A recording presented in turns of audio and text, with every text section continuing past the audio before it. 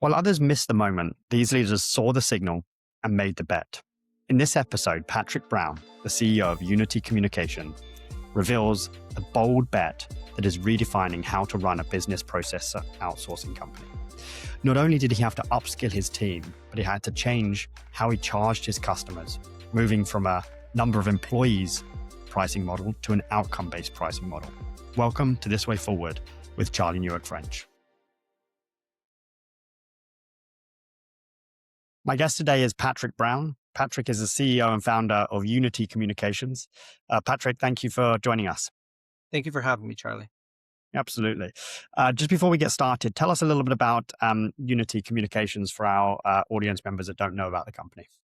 Yeah, so Unity is a business process outsourcing company. So we are basically create a lot of the workflows and labor needed for a lot of your big brands today to deliver on the service, because everything needs supplies, everything from a labor perspective. We're all part of this global supply chain, and Unity provides a lot of that infrastructure in the Philippines and Mexico to our clients today.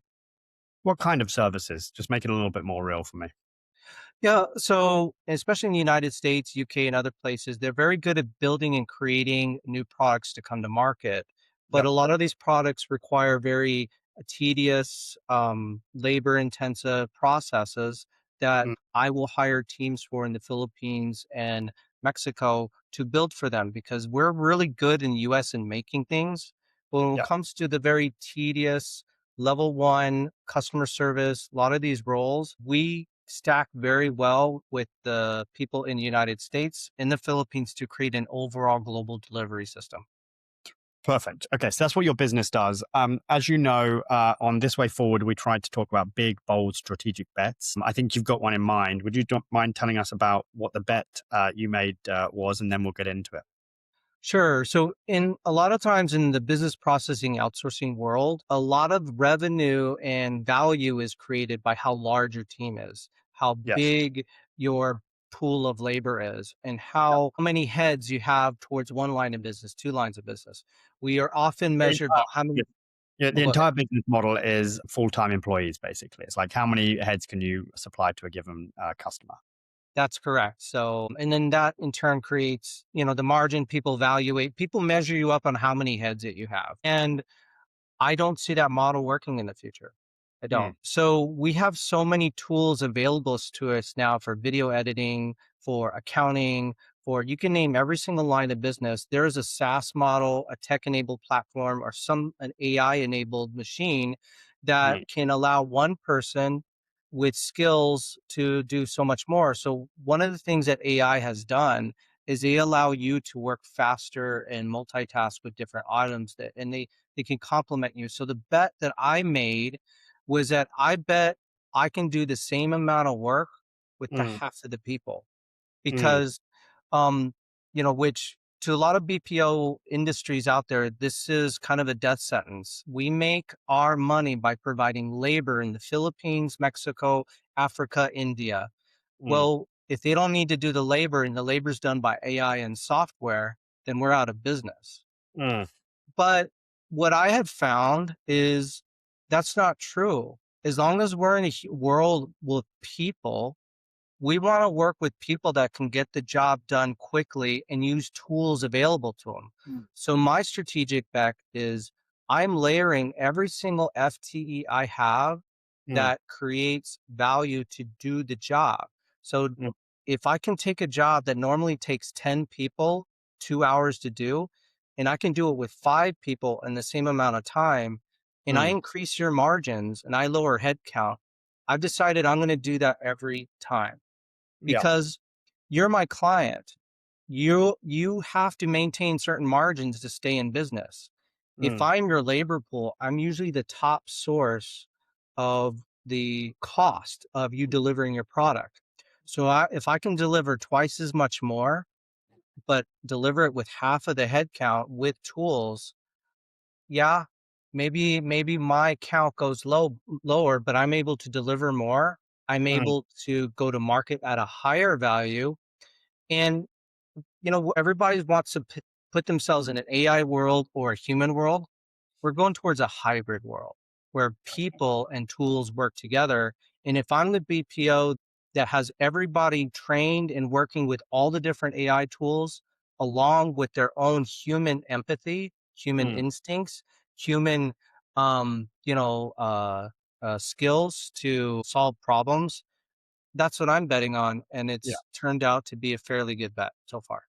Got it. So the bet you've made is to use software, to use AI, to use automation to make the full-time employees, the team members that you're offering to complete services like photo editing, you mentioned, customer service, you mentioned, and to take those team members and make them much more productive for the end brands and companies you're supporting. That's the bet you've made. Makes a lot of sense. How does this benefit you? Are you changing the way you charge your customers from an FTE to an outcome base? Are you expecting to be more competitive in your bids because you're like, we can just do more? Are you expecting stickier customers? Sort of how does this change your business model, if that makes sense? I get I'm you're going making, to an outcome based model. yeah, tell So me about that. instead of charging per hour, I Yeah. charge per ticket solved. And then Mm, I look at all the tickets that weren't able to be solved that then had to be moved over to a human to solve it. Then I mm. charge hour for that. So I'm able to hybridly Charge. charge and Charge for invoice. outcome when you can automate and then person when you need a person.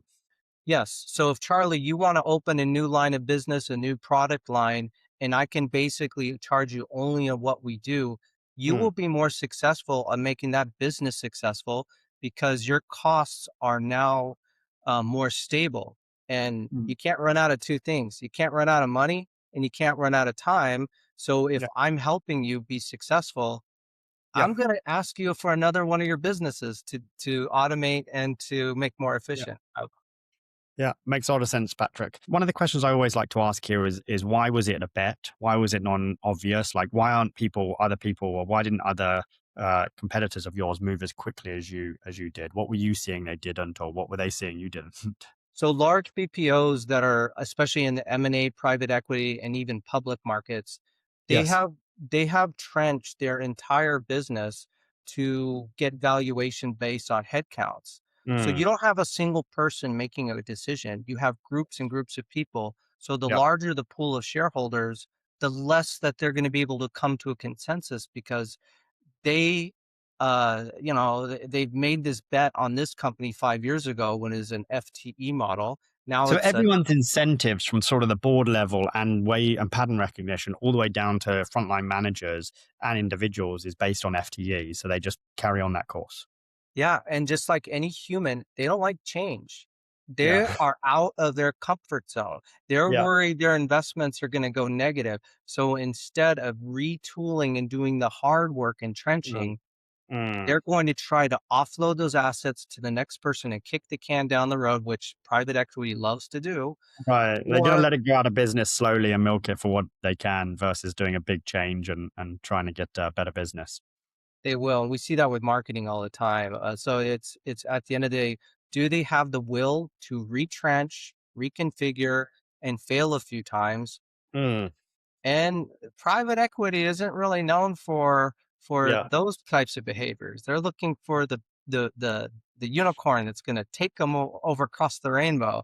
Yeah. They're not looking to retrench.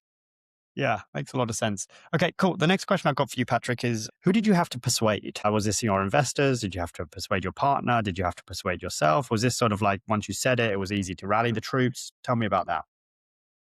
I had to sell all the employees Yeah. because they think AI is coming for their job. And if Mm. now we're embracing the people that could replace them, they won't cooperate.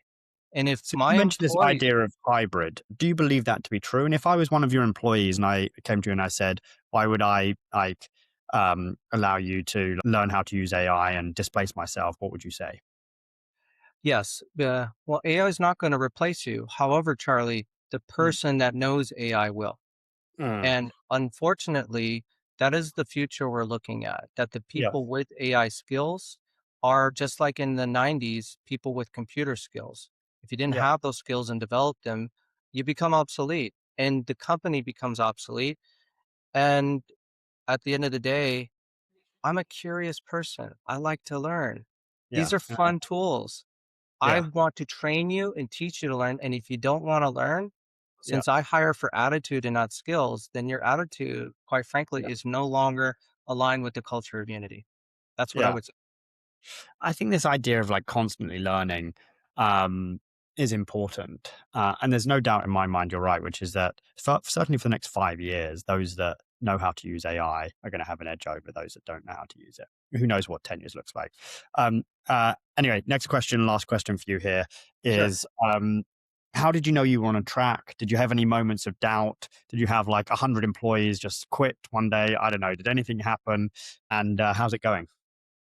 So we created a certification program for all of our employees to be AI certified. I Love that. tracked how many people were downloading and going through the program, and Mm. it was voracious. People wanted to learn.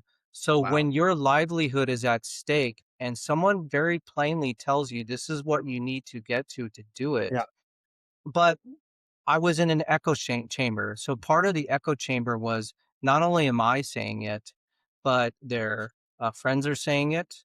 The internet is saying it. The people evangelizing, proselytizing AI right now has done such a good job putting fear of the uncertainty of AI that people are very motivated not only to do it, to look at it, but also it's a sense of survival Yeah. um, because you need to take care of yourself, of course.